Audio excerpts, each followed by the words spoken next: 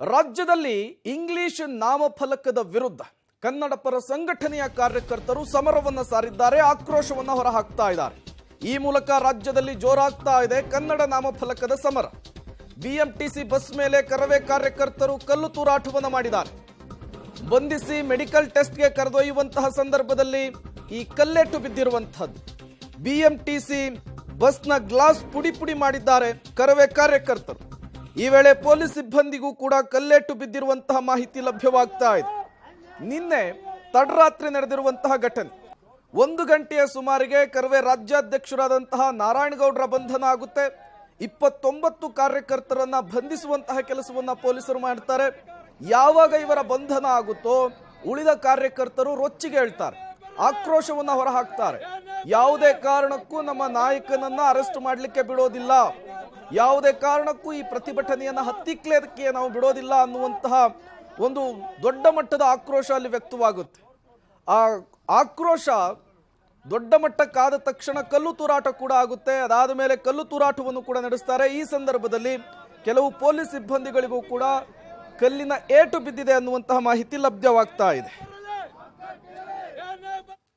ಮತ್ತಷ್ಟು ಡೀಟೇಲ್ಸ್ ಅನ್ನು ಕೊಡ್ತಾರೆ ನಮ್ಮ ಪ್ರತಿನಿಧಿ ರಾಘು, ನೇರ ಸಂಪರ್ಕದಲ್ಲಿ ಜಾಯಿನ್ ಆಗಿದ್ದಾರೆ. ರಾಘು, ನಿನ್ನೆ ದೊಡ್ಡ ಮಟ್ಟದ ಪ್ರತಿಭಟನೆಯನ್ನ ನಾರಾಯಣಗೌಡರ ನೇತೃತ್ವದಲ್ಲಿ ಮಾಡಲಾಗಿತ್ತು. ಇಂಗ್ಲಿಷ್ ಈ ನಾಮಫಲಕಗಳ ವಿರುದ್ಧ ಸಮರವನ್ನ ಸಾರಲಾಗಿತ್ತು. ಈಗ ನಾರಾಯಣಗೌಡರ ಬಂಧನ ಆಗಿದೆ, ಅವರ ಜೊತೆಗೆ 29 ಜನರನ್ನ ಬಂಧಿಸಲಾಗಿದೆ. ಎಷ್ಟು ಗಂಟೆಗೆ ಅವರನ್ನ ಶಿಫ್ಟ್ ಮಾಡುವಂತಹ ಕೆಲಸ ಆಗುತ್ತೆ ಪರಪ್ಪನ ಅಗ್ರಹಾರಕ್ಕೆ ಅಂತ ಹೇಳಿ ರಾಘು? ಪ್ರೇಮ್, ಈಗಾಗಲೇ ನಾರಾಯಣಗೌಡರನ್ನ ಪರಪ್ಪನ ಅಗ್ರಹಾರಕ್ಕೆ ಕರೆದುಕೊಂಡು ಹೋಗುವಂತ ಎಲ್ಲ ವ್ಯವಸ್ಥೆಗಳನ್ನ ಪೊಲೀಸ್ ಇಲಾಖೆ ಕಟ್ಟುನಿಟ್ಟಿನಿಂದ ಮಾಡಿಕೊಂಡಿದೆ. ಕಾರಣ ನಿನ್ನೆ ದಿನಪೂರ್ತಿ ತೀವ್ರವಾದಂಥ ಹೋರಾಟವನ್ನ ಕರವೇ ಮಾಡಿತ್ತು. ಅದಾದ ನಂತರದಲ್ಲಿ ತಡರಾತ್ರಿ ಮತ್ತೊಂದು ಹಂತದ ಬೆಳವಣಿಗೆ ಆಗಿದೆ.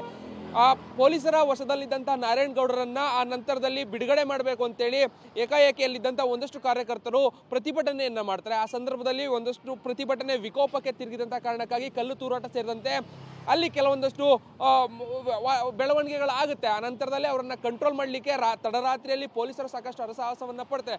ಕೊನೆಗೆ ಅವರೆಲ್ಲರನ್ನ ಸಹ ಕಂಟ್ರೋಲ್ ಮಾಡಿ ಸಮಾಧಾನ ಪಡಿಸಿದ ನಂತರದಲ್ಲಿ FIR ಆಗಿದ್ದಂತಹ ನಾರಾಯಣಗೌಡರು ಜೊತೆಗೆ ಅವರ ತಂಡದ ಕಾರ್ಯಕರ್ತರು ಏನಿದ್ರು 29 ಜನ, ಅವರನ್ನು ನೇರವಾಗಿ ಕರೆದುಕೊಂಡು ಹೋಗಿ ನ್ಯಾಯಾಧೀಶರ ಮುಂದೆ, ದೇವನಹಳ್ಳಿಯಲ್ಲಿರುವಂತಹ ನ್ಯಾಯಾಧೀಶರ ಮನೆಯಲ್ಲಿ ಅವರನ್ನು ಹ್ಯಾಂಡ್ ಓವರ್ ಮಾಡುವಂಥ ಕೆಲಸಗಳಾಗುತ್ತೆ. ಆ ನಂತರದಲ್ಲಿ ನ್ಯಾಯಾಧೀಶರು 14 ದಿನಗಳ ಕಾಲ ನ್ಯಾಯಾಂಗ ಬಂಧನವನ್ನು ನೀಡಿದರೆ, ಸೊ ಈಗ 14 ದಿನಗಳ ನ್ಯಾಯಾಂಗ ಬಂಧನವನ್ನು ನೀಡಿರುವಂಥ ಕಾರಣಕ್ಕಾಗಿ ನೇರವಾಗಿ ಅಲ್ಲಿಂದನೇ ಅವರನ್ನು ಪರಪ್ಪನ ಅಗ್ರಹಾರ ಜೈಲಿಗೆ ಕರೆದುಕೊಂಡು ಹೋಗುವಂಥ ವ್ಯವಸ್ಥೆಗಳು, ಬಹಳ ಸುರಕ್ಷಿತವಾಗಿ ಕರ್ಕೊಂಡು ಹೋಗಬೇಕು ಅನ್ನೋಂಥ ಕಾರಣಕ್ಕಾಗಿ ಸೆಕ್ಯೂರಿಟಿಯನ್ನು ಹೆಚ್ಚು ಮಾಡಿಕೊಂಡು ಪೊಲೀಸರು ಸದ್ಯ ಕರ್ಕೊಂಡು ಹೋಗ್ತಾ ಇದ್ದಾರೆ. ಸೊ ಮತ್ತೊಂದು ಕಡೆ ಈಗಾಗಲೇ ಕರವೇ ಕಾರ್ಯಕರ್ತರು ತಮ್ಮ ಅಧ್ಯಕ್ಷರನ್ನ ಬಂಧಿಸುವಂಥ ಕಾರಣಕ್ಕಾಗಿಯೇ ಒಂದಷ್ಟು ಕಡೆಗಳಲ್ಲಿ ಪ್ರತಿಭಟನೆಗಳನ್ನು ಆರಂಭ ಮಾಡುವಂಥ ಸಾಧ್ಯತೆ ಕೂಡ ಇದೆ. ಈ ಕಾರಣಕ್ಕಾಗಿಯೇ ನಗರದ ಬೇರೆ ಬೇರೆ ಭಾಗಗಳಲ್ಲಿ ದಿಢೀರ್ ಪ್ರತಿಭಟನೆಗಳು ಆರಂಭ ಆಗ್ಬೋದು.